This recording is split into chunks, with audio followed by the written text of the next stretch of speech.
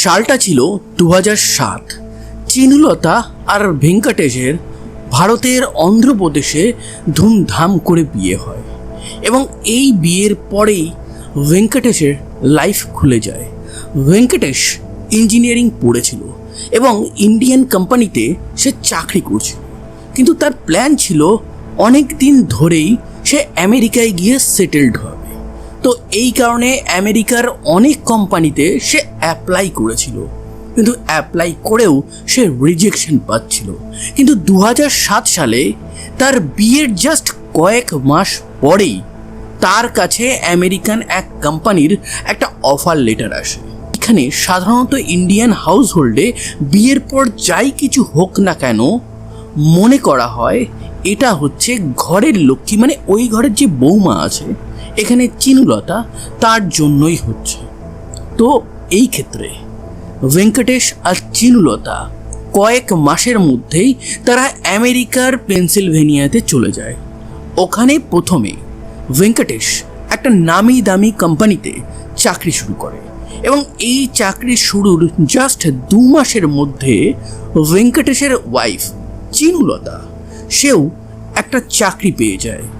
চিনুলতাও কিন্তু ইঞ্জিনিয়ারিং নিয়ে পড়াশুনো করেছিল এবং সেও যথেষ্ট স্টাডিতে ভালো ছিল। দুজনেই চাকরি করছে। আমেরিকাতে তাদের কেউ নেই, তো সেই ক্ষেত্রে তাদের আগে নিজেদের পায়ে দাঁড়াতে হবে। তারা নিজেদের পায়ে দাঁড়ায়। দেন আমেরিকার পেনসিলভেনিয়াতে একটা পশ এরিয়াতে তারা একটা অ্যাপার্টমেন্ট বাই করে এবং সেখানে থাকতে শুরু করে। 2012 সালে তাদের একটা ফুটফুটে কন্যা সন্তান হয়। ফ্যামিলি পুরো কমপ্লিট হয়ে গেছে, কিন্তু এই কমপ্লিট হওয়ার পরেও সব থেকে বড় প্রবলেম হচ্ছে চিনুলতা আর ভেঙ্কটেশ দুজনেই চাকরি করে, তাও আবার তারা সফটওয়্যার ইঞ্জিনিয়ার। অফিসে 10 থেকে 12 ঘন্টা কেটে যায়, ক্লায়েন্ট হ্যান্ডেল করতে হয়।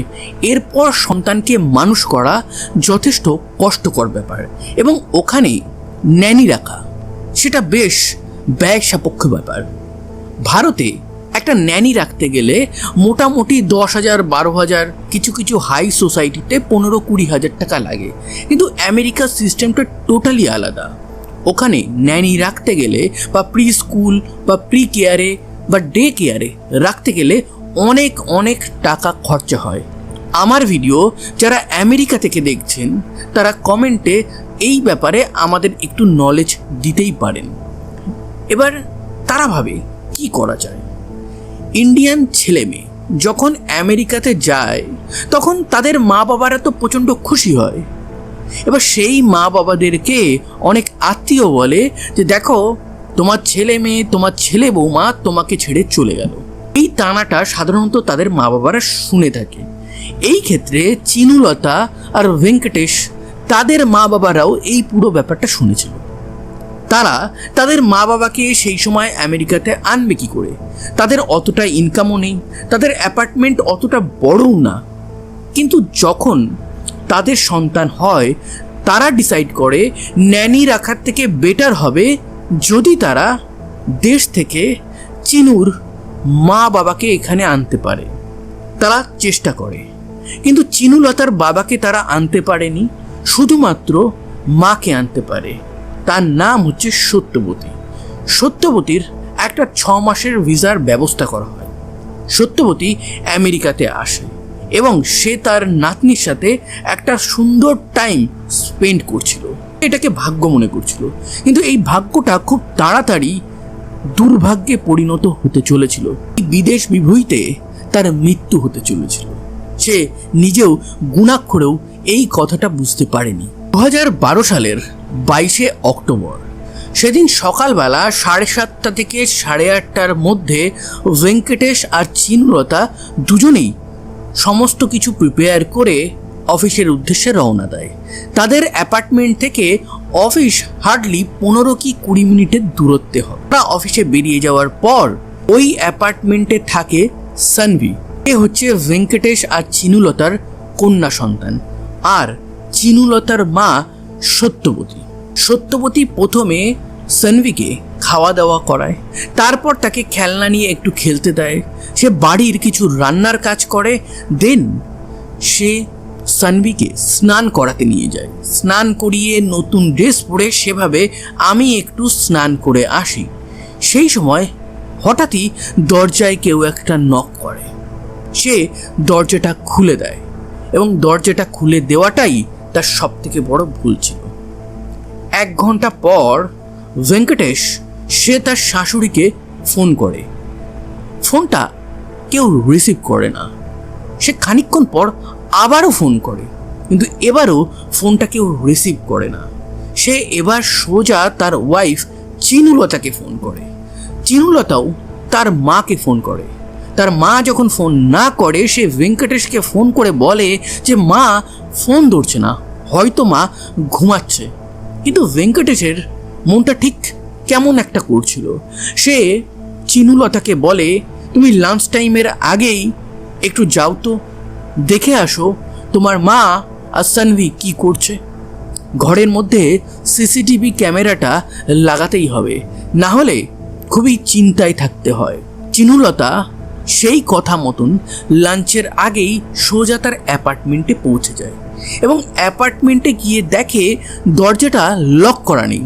সে খুব সহজেই জাস্ট নর্মালি খুলে ফেলে এবং খুলেই দেখতে পায় অ্যাপার্টমেন্টের চারিদিকে কিছু কাগজপত্র ছড়িয়ে আছে।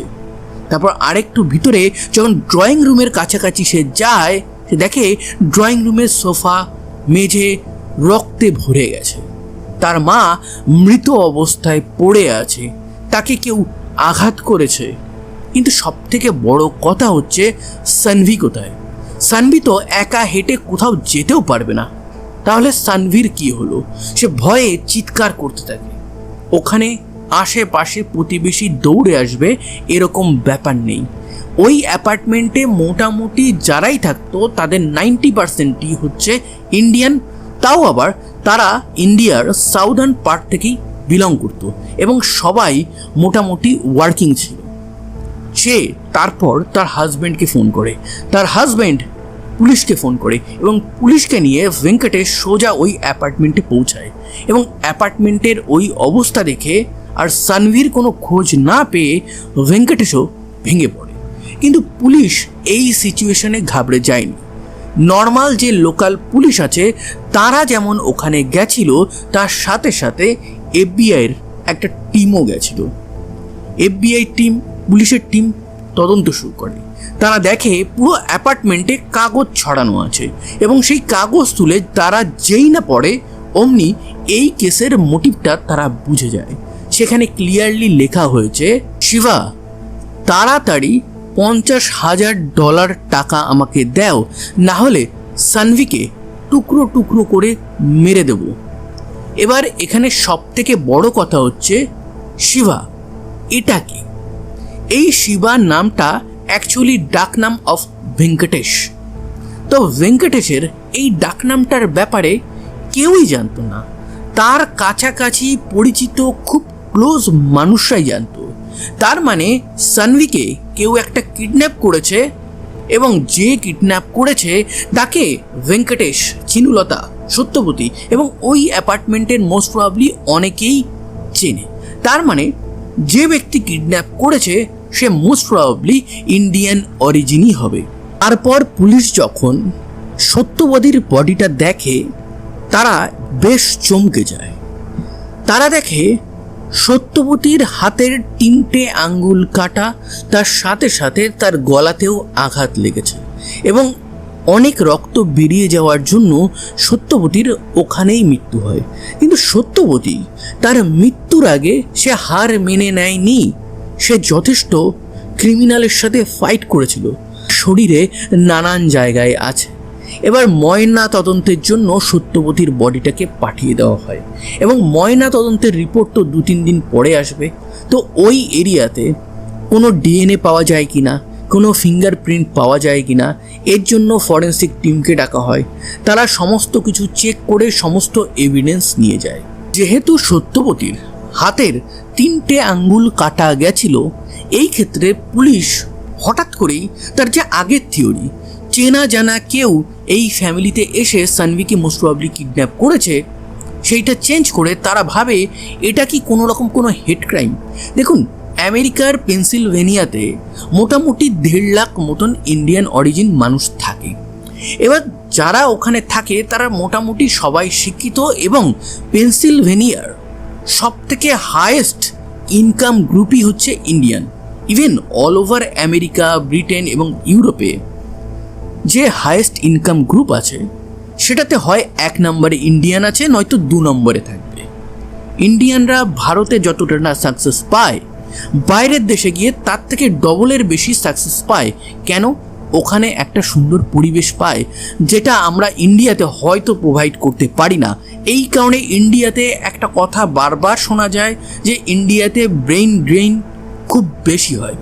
যত বড় বড় কোম্পানি আছে তাদের সিইও, অনেক বড় বড় ব্যবসা আছে সেগুলোর মালিক সব ইন্ডিয়ান। এইখান থেকেই আপনারা বুঝতে পারছেন যে ইন্ডিয়ানদের ওখানে কতটা ক্ষমতা। এবার তুমি অন্য কারোর দেশে গিয়ে তাদের থেকে ইকোনমিক্যালি, এডুকেশনালি সুপিরিয়ার হয়ে যাবে, এটা সেই দেশের মানুষ অনেক সময় মানতে পারে না। এই কারণে ওই দেশে যেসব ফেইলিওর টাইপের মানুষ আছে তারা অনেক সময় সেই সমস্ত সাকসেসফুল মানুষদের টুকটাক আক্রমণ করে থাকে। এরকম খবর আপনারা অনেক সময় নিউজ মিডিয়াতে দেখেছেন যে ইন্ডিয়ানদের উপর আঘাত হয়েছে। এবার যখনই এই কথাগুলো বলা হয়, বিশেষ করে আমেরিকার ব্যাপারে কিছু বলা হয়, তখনই ইউটিউব, ফেসবুক এই ভিডিওগুলোকে কেমন যেন একটা ডাউন টাইপের করে দেয়। আমি বললাম, বাট সত্যি তো বলতেই হবে। তো এই ক্ষেত্রে পুলিশ এই থিওরি থেকে সরে গেছে যে ক্লোজ কেউ মেরেছে, হয়তো মোস্ট প্রবাবলি হেড ক্রাইম হয়েছে। কিন্তু হেড ক্রাইমের ব্যাপারে যখন ভেঙ্কটেশ আর চিনুলতাকে জিজ্ঞাসা করা হয়, তারা বলে আমাদের সাথে কেউ কেন ক্রাইম করবে, আমরা এখানকার লোকদের সাথে সেইভাবে এখনও ইনক্লুড হইনি। আমরা বেশিরভাগ সময় ভারতীয়দের সাথে থাকি, তাদের সাথে পার্টি করি, কথা বলি। হ্যাঁ, অফিসে কিছু অন্যান্য দেশের বন্ধু আমাদের আছে, কিন্তু দে আর নট সো ক্লোজ। তো এই ক্ষেত্রে আমাদের মনে হয় না। তো ভেঙ্কটেশ আর চিনুলতা যখন এই কথা বলে, তারা ভাবে যে ঠিক আছে, আমরা এই দুটো অ্যাঙ্গেল থেকেই তদন্ত করব। তারা তদন্ত করে। আমরা জেরক্স করি, আমরা প্রিন্ট আউট করি। আমরা ধরুন কোনো একটা কিছু প্রিন্ট আউট করলাম, আমরা ভাবছি যে এই প্রিন্ট আউটটা কোথা থেকে হয়েছে, কোন মেশিন থেকে হয়েছে, এটা পৃথিবীর কেউ জানতে পারবে না। কিন্তু অ্যাকচুয়ালি ব্যাপার হচ্ছে, আপনি যেখান থেকেই যা খুশি জেরক্স করান না কেন, যেখান থেকে যা খুশি প্রিন্ট করান না কেন, সেই জেরক্স মেশিন, সেই প্রিন্টারের একটা ইউনিক আইডেন্টিফাই নাম্বার থাকে এবং সেটা দিয়ে তুমি সহজেই আইডেন্টিফাই করতে পারবে এবং প্রত্যেকটা পেজে একটা অদৃশ্যভাবে সেটা ছাপানোও থাকে। তো এই ক্ষেত্রে আমেরিকান পুলিশ সেটাই প্রথমে চেক করে এবং চেক করতে তারা দেখে একটা নামি দামি অফিসের প্রিন্টার থেকে এই জিনিসটা প্রিন্ট করা হয়েছে। এবার সেই অফিসে গিয়ে তারা সিক্রেটলি চুপচাপ দেখে যে কে তাদের সাসপেক্ট লিস্টে আসতে পারে। ওই কোম্পানিতে অনেক ইন্ডিয়ান কাজ করে, কিন্তু তারা খুঁজছে এমন ইন্ডিয়ান যারা ওই অ্যাপার্টমেন্টের আশেপাশে থাকে বা ওই অ্যাপার্টমেন্টের কোনো এক অ্যাপার্টমেন্টে থাকে, অথবা কোনো ইন্ডিয়ান কমিউনিটি থেকে সে বিলং করে। তারা খুঁজতে খুঁজতে 3-4 জনে এসে সেটেল ডাউন করে। তারপর ফাইনালি একজনকে তাদের 100% সন্দেহ হয় এবং মনে হয় এই করতে পারে। তার নাম হচ্ছে রঘুনন্দন। এবার এই রঘুনন্দন সে কে? তার বাড়িও অন্ধ্রপ্রদেশে। সে 2008 সালে H-1B ভিসা পায় অ্যান্ড আমেরিকাতে যায়। সেখানে গিয়ে সে একটা নামি দামি সফটওয়্যার কোম্পানিতে চাকরি শুরু করে। বরাবরই পড়াশোনাতে সে বেশ ভালো ছিল, সে ইলেকট্রিক্যাল ইঞ্জিনিয়ার ছিল। তার বাবা অন্ধ্রপ্রদেশের পুলিশ অফিসার ছিল এবং নকশাল দমনের সময় তার একটা ক্রস ফাইটে মৃত্যুও হয়ে যায় এবং সেটা প্রচণ্ডভাবেই আঘাত করে রঘুনন্দনকে। এবার রঘুনন্দনের উপর সন্দেহ হয়েছে, তার কারণ হচ্ছে রঘুনন্দন ওই অফিসে কাজ করে, তার সাথে সাথে যে অ্যাপার্টমেন্টে ভেঙ্কটেশ, সানভি আর চিনুলতা থাকতো, সেই অ্যাপার্টমেন্ট কমপ্লেক্সের একটা অ্যাপার্টমেন্টে এই রঘুনন্দন তার ওয়াইফকে নিয়ে থাকতো। এবার রঘুনন্দনের উপর সন্দেহ হয়েছে। পুলিশ জানতে পেরেছে রঘুনন্দনের ওয়াইফ সেই সময় প্রেগনেন্ট। তো তারা না কোথাও না কোথাও একটু পিছিয়ে আসছিল যে একটা প্রেগনেন্ট ওয়াইফের হাজব্যান্ড কখনো কি এরকম করবে, একটা সন্তানকে কি এইভাবে সে মারতে পারবে যার বয়স এত কম। কিন্তু তারপর তারা ভাবে ক্রিমিনালরা তাদের উদ্দেশ্য সাধনের জন্য সব কিছু করতে পারে, তো এই ক্ষেত্রে করবে না তার গ্যারান্টি কে দেয়। তো তারা রঘুনন্দনকে থানাতে ডাকে এবং জিজ্ঞাসাবাদ করে। আমেরিকাতে একটা নিয়ম আছে, আপনারা যদি হলিউডের মুভি দেখেন তাহলে আপনারা জানবেন যখন পুলিশ অ্যারেস্ট করে, হাত কড়া পড়াচ্ছে অথবা থানাতে ডাকছে, তখন কিন্তু ক্লিয়ারলি বলে আমরা যে কোশ্চেন করছি তার উত্তর আপনি নাই দিতে পারেন এবং আপনার আইনগত একটা অধিকার আছে যে আপনি একটা লয়ার ডাকতে পারেন, তার সামনে কোশ্চেনিং হবে, আপনি কোশ্চেনিংয়ের পার্টিসিপেট নাই করতে পারেন। কিন্তু এই ক্ষেত্রে রঘুনন্দন বলে যে আমাকে ডেকেছেন একটা নর্মাল তদন্তের জন্য, আমি কেন লয়ার ডাকবো, আমার মনে তো কোনো অভিসন্ধি নেই, আপনারা যা কোশ্চেন করবেন সেই সমস্ত কোশ্চেন দয়া করে তাড়াতাড়ি করুন। পুলিশ তাকে বলে আপনি 22শে অক্টোবর কোথায় ছিলেন? তখন সে বলে 22শে অক্টোবর আমি অফিসে গেছিলাম, অফিস থেকে বেলা 1-1:30টার সময় লাঞ্চ করি, বাড়ি এসে আমার প্রেগনেন্ট ওয়াইফের সাথে, দেন বিকেলবেলা 4-4:30 নাগাদ আমার কাছে খবর আসে যে সানভি গায়েব হয়ে গেছে। তখনই আমি চলে আসি, সানভির মা বাবার সাথে আমি চারিদিকে সানভিকে খোঁজাখুঁজি করি, তারপর দেখি আপনারা এসেছেন। ইভেন এটাও জানতে পারি যে 50,000 টাকার মুক্তিপণ চাওয়া হয়েছে এবং যে এই কিডন্যাপিং করেছে মোস্ট প্রবাবলি সে ফ্যামিলির খুব ক্লোজ হবে, তার কারণ সে ভেঙ্কটেশের ডাকনাম শিবা এটা জানতো। তারপর ভেঙ্কটেশকে আপনারা $50,000 দিয়ে নিয়ারেস্ট যে সুপার মার্কেট আছে সেখানেও পাঠান, যে যদি কিডন্যাপার ওখানে এসে টাকাটা নেয়, তার কারণ লেটারে সে বলেই দিয়েছিল ওখানে গিয়ে সে টাকাটা নেবে। কিন্তু কিডন্যাপার আর আসেওনি, কিডন্যাপার ফোনও করেনি, কিডন্যাপার আর কোনো ক্লু দেয়নি। এর মধ্যে আমি এলাম কোথা থেকে? তখন পুলিশ বলে যে দেখুন, দয়া করে মিথ্যে কথা বলার কোনো দরকার নেই, আপনি দরকার হলে আপনার আইনজীবীকে ডাকতে পারেন। এইভাবে পুলিশ 4বার আইনজীবীর কথা বলে, কিন্তু প্রত্যেকবারই রঘুনন্দন বলে যে না, আমার লয়ারের দরকার নেই। এবার পুলিশ বলে যে জানেন, যে লেটারগুলো তার অ্যাপার্টমেন্টে ছড়িয়ে দেওয়া হয়েছিল সেই প্রত্যেকটা লেটার আপনার অফিস থেকে প্রিন্ট করা হয়ে গেছে। এই কথাটা শোনার পর প্রথমবারের জন্য কোথাও না কোথাও রঘুনন্দন একটু চুপ পেরে যায়। তারপর সে বলে তাহলে হয়তো আমার অফিসের কেউই এই কর্মকাণ্ড ঘটিয়েছে। তখন পুলিশ বলে আপনি ঘটাননি তো? তখন সে বলে যে না, আমি কেন ঘটাবো। তখন পুলিশ একটা বাইবেল বার করে দেয় এবং এই বাইবেল বার করে তারা বলে আপনি বাইবেলের উপর হাত রেখে বলুন যে আপনি এই ঘটনা ঘটাননি। এবার তার সামনে বাইবেল কেন রাখা হলো? অ্যাকচুয়ালি আমেরিকা তো একটা সোকল্ড সেকুলার কান্ট্রি, তো সেখানে সমস্ত ধর্মকেও সোকল্ড সম্মানও করা হয়। এই ক্ষেত্রে বাইবেল সাধারণত রাখা হয় না, কিন্তু এখানে রাখা হচ্ছে কেন? রঘুনন্দনের নামটা শুনে আপনাদের হিন্দু মনে হলেও সে অ্যাকচুয়ালি খ্রিস্টান ছিল। সে বাইবেলের উপর হাত রেখেও বলে যে না, আমি হত্যা করিনি। কিন্তু তারপর পুলিশ যখন তাকে নানানভাবে প্রেশার দেয় এবং ইন দ্য লাস্ট সে স্বীকার করে নেয় যে হ্যাঁ, সেই এই কর্মকাণ্ড ঘটিয়েছে। এবং এইটা সে শেষমেশ স্বীকার কেন করলো? জাস্ট পাশের রুমে রঘুনন্দন কিন্তু জানে না তার ওয়াইফ, মানে প্রেগনেন্ট ওয়াইফ বসে আছে, সে সমস্ত কিছু শুনতে পাচ্ছে। তার কাছে পুলিশ অলরেডি শুনেছে যে তার হাজব্যান্ড সেদিন একটা সময় লাঞ্চ করতে আসেইনি। সে মিথ্যে বলেছে। এই মিথ্যেটা কেন বললো? যখন ওয়াইফের নাম করে এই জিনিসটা পুলিশ তার সামনে রাখে, সে বাধ্য হয় স্বীকার করে নিতে। এবার সেদিন সে কি করে এই ঘটনাটা ঘটিয়েছিল? সে বলে আমি ওই অ্যাপার্টমেন্টে যাই, নক করি এবং সত্যবতী দরজাটা খুলে দেয়। যেহেতু সত্যবতী আমাকে চিনতো, প্রথমে তো কোনো কোশ্চেন করেনি, কিন্তু আমি ঢুকেই সত্যবতীর উপর আঘাত করি এবং সত্যবতীর প্রথম আঘাতেই তার গলায় আঘাত লাগে। কিন্তু এরপরেও সে ফাইট করতে থাকে আমার সাথে এবং একটা সময় তার হাতের আঙ্গুলে লাগলে তার হাতের আঙ্গুলগুলো কেটে পড়ে যায়।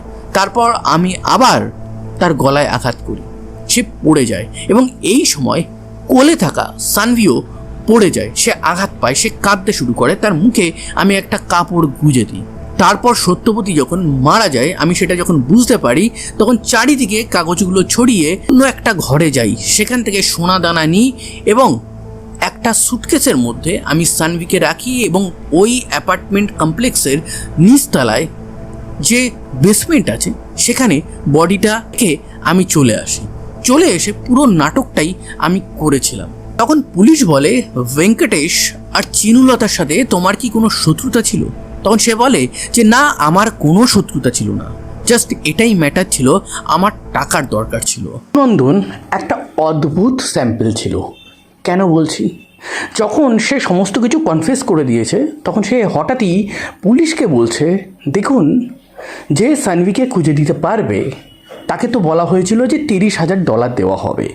তো এই ক্ষেত্রে আপনারা সবাইকে বলবেন যে আমার ওয়াইফই মেনলি সানভিকে খুঁজে দিতে আপনাদেরকে হেল্প করেছে, এবং এটা শিওর করবেন যাতে আমার ওয়াইফ অন্তত ওই $30,000টা যেন পায়। পুলিশ এটা শুনে অবাক হয়ে যায়। এদিকে সে জেলে যাবে, কিন্তু সে ভাবছে তার ওয়াইফ যেন এই টাকাটা পায়। এবার এটার কারণ কি, সেটার পিছনে অন্য কিছু ব্যাপার আছে। এই $30,000 দিয়ে তার ওয়াইফের অ্যাকচুয়ালি তেমন কোনো হেল্প হবে না, কিন্তু অ্যাকচুয়ালি তারই দরকার এই টাকাটা, এবং সেই টাকাটা সে বাড়িতেও রাখবে না, অন্য কাদেরকে দিতে হবে। ঘটনার পরবর্তীতে সমস্ত ব্যাপারটাই আপনারা জানবেন। আমি কয়েক সপ্তাহ আগে তানভীরের পাশের যে অ্যাপার্টমেন্ট আছে সেই অ্যাপার্টমেন্টে একটা পার্টিতে যাই, এবং সেখানে ক্লিয়ারলি সানভীর মা চিনুলতাকে বলতে শুনি যে তার মা ভারত থেকে আসছে, এখানে 6 মাস থাকবে, এবং সে ভারত থেকে অনেক সোনা গয়না নিয়ে আসতে চলেছিল। এবং এটা শোনার পরেই আমি তাকে টার্গেট করি। কিন্তু আপনাদের কোশ্চেন হবে যে যেহেতু রঘুনন্দন সে সফটওয়্যার ইঞ্জিনিয়ার ছিল, সে তো ভালোই কামাচ্ছিল, তাহলে তার টাকার কেন এত দরকার ছিল? আমেরিকান পুলিশেরও এই কোশ্চেনটা মাথায় আসে। তারা যখন এই কোশ্চেনটা রঘুনন্দনকে করে, তখন রঘুনন্দন বলে অ্যাকচুয়ালি ব্যাপারটা ওরকম ছিল না, আমি সংসারটা এতদিন ঠিকঠাকই চালাচ্ছিলাম, কিন্তু আমার জুয়ার খুব নেশা ছিল। আমি লস অ্যাঞ্জেলেস ওখানে $26,000 বাকি করি, সেটা দিতে না পারলে আমাকে দেউলিয়া ঘোষণা করা হয়। আমি ক্যাসিনোতে গিয়ে অনেক টাকা হারিয়েছি, আমি নিয়ার অ্যাবাউট মার্কেটে $50,000 বাকিতে আছি। এদিকে আমার ওয়াইফ প্রেগনেন্ট, তার স্পেশাল কেয়ার নিতে হচ্ছে। তো আমার যে স্যালারি আছে সেই স্যালারিটা পুরোটাই সংসার খরচে চলে যাচ্ছিল। যেহেতু আমার জুয়ার নেশা আছে, সেহেতু আমি জুয়া খেলবো কী করে, তার জন্য এক্সট্রা টাকা আর আমার কাছে থাকছিল না। তো আমি ভাবি এদিক সেদিক যদি চুরি করতে পারি, তাহলে আমার জুয়ার নেশাটাও আমি কন্টিনিউ করতে পারবো। সানভীর মা চিনুলতা যখন তার মায়ের আসার কথা বলে এবং সে যে অনেক সোনা গয়না নিয়ে আসবে সেটা যখন বলে, আমি সেটা শুনে সেই দিনই প্ল্যান করে নিয়েছিলাম যে আমি চুপচাপ এই ডাকাতিটা করব। অ্যাকচুয়ালি আমি কাউকে মারতেই চাইনি, আমি জাস্ট ওখান থেকে ধাক্কা মেরে সত্যবতীকে ফেলে দিতে চেয়েছিলাম। অজ্ঞান হয়ে গেলে আমি টাকা পয়সা নিয়ে চলে আসবো, কিন্তু পুরো কেসটাই ওখানে গিয়ে উল্টে যায়। আমি দেখি সত্যবতী মারা গেছে, এদিকে সানভি কাঁদছে। তাকে যখন আমি একটা সুটকেসে ভরে আমি সোজা নিয়ে আসি বেসমেন্টে যখন সুটকেসের ঢাকনাটা খুলি, তখন দেখি সানভি ওখানে মারা গেছে, তার নিঃশ্বাস পড়ছে না। আমি ভয় পেয়ে যাই, আমি ভয় পেয়েই নাটকগুলো শুরু করি। এই কেসটা এবার কোর্টে তোলা হয়। কোর্টে শুধুমাত্র বিচারক থাকবে না, তার সাথে সাথে আরও 14 জন জুরি থাকবে। এই জুরির ব্যাপারটা আপনারা কম বেশি জানেন। জুরিরাও ডিসাইড করে যে এর কি সাজা হতে পারে। তো সেই ক্ষেত্রে একটা বেশ টাইম লাগে জুরি ডিসাইড করতে। বিচার প্রক্রিয়া শুরু হয়। তো হঠাৎই যে রঘুনন্দন পুলিশের সামনে বলেছিল আমি ক্রাইমটা করেছি, এটা ক্যামেরার সামনেও সে পুলিশ স্টেশনেই বলেছিল, সে কোর্টে গিয়ে একদম টার্ন মেরে যায়। সে বলে আমি কোনো ক্রাইম করিনি, পুলিশ আমাকে ফাঁসাচ্ছে। রঘুনন্দনের যে লয়ার ছিল সে বলে যে এখানে রঘুনন্দনকে পেশা দিয়ে এই কথা বলানো হয়েছে, অ্যাকচুয়ালি পুলিশের কাছে প্রমাণ নেই। পুলিশ তখন ফিঙ্গারপ্রিন্ট, টাকার ট্রেইল, সে অফিস থেকে বেরিয়েছে, অফিসের প্রিন্টার ইউজ করেছে, নানান প্রমাণ কোর্টের সামনে রাখে। শেষে গিয়ে রঘুনন্দনের যে লয়ার আছে সে বলে যে হ্যাঁ, ওই অ্যাপার্টমেন্টে রঘুনন্দন ঢুকেছিল, কিন্তু তার সাথে আরও 2 জন ছিল, জেমস আর ম্যাট। এই জেমস আর ম্যাটই সমস্ত কর্মকাণ্ড ঘটায়। তাদেরকে জাস্ট পথ দেখিয়েছিল এই রঘুনন্দন। কিন্তু রঘুনন্দনকে এই ব্যাপারে যখন বিপক্ষ পক্ষের উকিল জিজ্ঞাসাবাদ করে তখন রঘুনন্দন কোনো সদুত্তর দিতেই পারেনি। তো এই ক্ষেত্রে এই দলিলটাও কেসে মিথ্যা প্রমাণিত হয়। 2014 সালে এই কেসের ফাইনালি জাজমেন্ট আসে, সেখানে রঘুনন্দনকে মৃত্যুদণ্ড দেওয়া হয়। 2026 সাল চলে এসেছে, রঘুনন্দন এখনও জেলে আছে, কিন্তু রঘুনন্দনকে এখনও ফাঁসি কাঠে দেওয়া হয়নি। সে অনেক জায়গায় অ্যাপ্লাই করেছে যাতে তার সাজাটা মুকুব করা হয়। এবার দেখা যাক তার আলটিমেটলি ফাঁসি কবে হয়। বলতে লোভ মানুষকে বিবেক শূন্য করে, এই ঘটনাতে 100% প্রমাণ পাওয়া যায়। তো এই ছিল আজকের একটা ট্রু ক্রাইম ঘটনা। এই রকম রিয়েল লাইফ ট্রু ক্রাইম ঘটনা ইন স্টোরি ফরম্যাটে যদি আপনারা শুনতে চান তাহলে অবশ্যই আমার চ্যানেলটিকে সাবস্ক্রাইব করবেন। সাবধানে থাকবেন, সতর্ক থাকবেন এবং আবার দেখা হবে নতুন কোনো এক ভেরি ইন্টারেস্টিং ট্রু ক্রাইম ঘটনার সাথে।